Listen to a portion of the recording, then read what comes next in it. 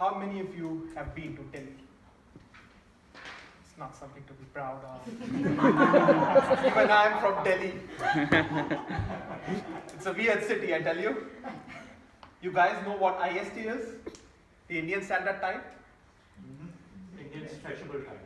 It's a special time zone where when the clock hits 10:30, the 10 a.m. meeting starts. And it's not our fault. The Delhi traffic is unpredictable.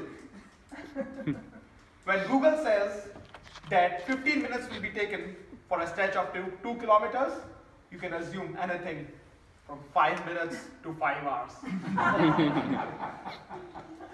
Today I'll be talking about the beast called the Delhi traffic, and I can tell you it's very different from 101.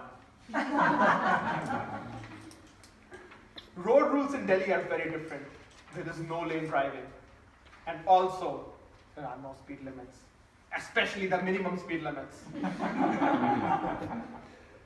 If you are in a race, a Merc can lose to a hatchback, especially if there's a bullock cart in the race and the Merc is behind the bullock cart. If there are cattle on the road, then the biker might be the only one to reach the finish line.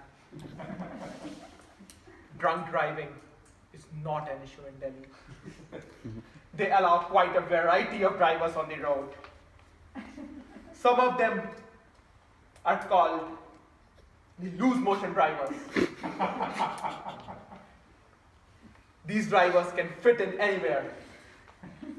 Just a little space here, a little space there. And if you're not driving bumper to bumper, they might just squeeze in. And when they find a complete opening, bam! They're always in a hurry. Even if they are going to pick up their mother-in-law, they are in a hurry. There's another set of drivers called the constipation drivers. It takes a lot of effort for these drivers to just step in on the gas. You're waiting for the lights. It goes green. It won't go greener. But these guys, they won't step on the pedal until they see a biker jumping through the red light. Then there is the weird group, the dementia drivers. These are really difficult to spot. If you want to meet a dementia driver, hit their car. They'll stop, and then they'll come out shouting, "Do you know who I am? Do you know whose car this is? Do you know who my father is?" Maybe I should give him a call and tell him that I found your lost son. It's the age of cell phones. Then in Delhi, you have one more reason. So these type of drivers are predictable. The unpredictability is because of a very different reason. When motor rules were being made, they created two classes of vehicles, the two-wheelers and the four-wheelers. But then, innovative people in Delhi invented a new category, three-wheelers. The three-wheelers fall in between the rules, and they have no rules for them. That is why they are called the moving speed breakers. So say you have an open stretch of road, you're coasting along finely at 70 kilometers an hour, you see a flyover, you start going up the flyover, and then suddenly you'll find a three-wheeler, an auto rickshaw, going up at 12 kilometers an hour. It's overloaded, 10 limbs hanging out from 10 different sides. Add to that, it's running on CNG. An overloaded auto on CNG in a flyover is like an asthma patient going up Mount Everest. It could die any minute. And that is not the biggest problem. The biggest problem is that this overloaded auto is trying to take over another auto that's running at 10 kilometers an hour.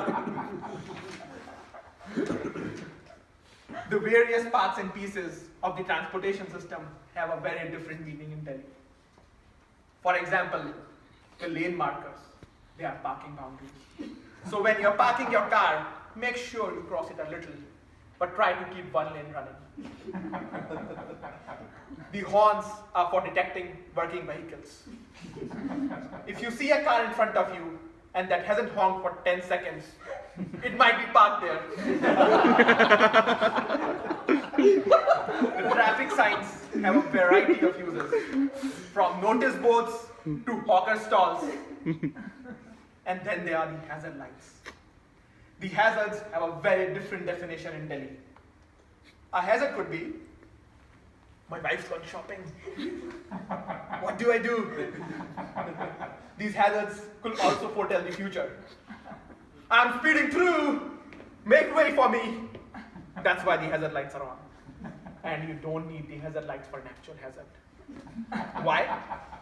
Because as soon as you have an hazard, a swarm of 100 people will surround you. What happened? Oh, I couldn't see that car. It really hurts. Okay. You should call an ambulance. But driving in Delhi has its own advantages. You get to appreciate the improvement that the car industry has done in the last century. Those cars are really tough to handle all the potholes as well as people. A driver in Delhi can drive in any part of the world. He's a safe, defensive driver. He won't get hurt. God save everyone else on the road. If any of you ever visit Delhi, I recommend you do drive.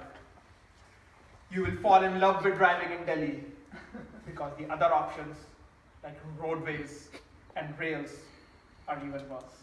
Back to you, Madam.